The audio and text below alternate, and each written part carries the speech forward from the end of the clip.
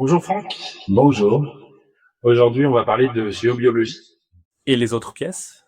Les autres pièces, c'est un petit peu pareil. En fait, on parlait de la maison comme un être vivant. C'est ça. La chambre, c'est là où on va aller dans une relaxation profonde. Voilà, on est dans un autre niveau. On prend la cuisine. La cuisine, c'est justement, ça a toujours été le lieu du feu, euh, le foyer. Le foyer, on dit une maison, c'est le foyer, une famille, c'est le foyer. Voilà. Pourquoi? Parce que c'est autour de la cuisine que tout se passe. Pourquoi? Parce que c'est là que les habitants du lieu se rassemblent pour manger. On est dans les formes grégaires archétypales. Les pièces répondent à des besoins, sauf si tu habites à Versailles, parce que tu auras 15 000 pièces qui servent à des tas de trucs. Mais voilà. Mais dans une maison, on va dire, normale, la cuisine, c'est là où on va se nourrir. Là aussi, c'est une régénération.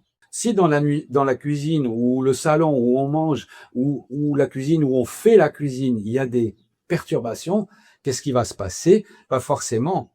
Ces perturbations, elles passent dans la nourriture qu'on mange et en plus dans ce que notre corps qui est relâché quand il mange, parce que normalement, voilà, c'est se faire du bien manger.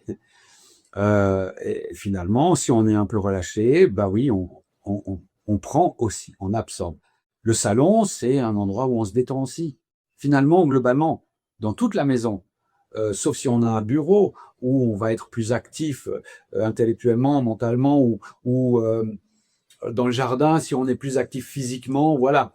Mais en dehors de ces endroits-là, la maison, c'est un lieu où on va être le plus relax possible pour pouvoir se ressourcer, se régénérer. Et on est ouvert, donc, et plus fragile dans cet état de relâchement. D'accord. Ok, merci. On Merci. se retrouve pour un prochain podcast. Avec plaisir. À très vite.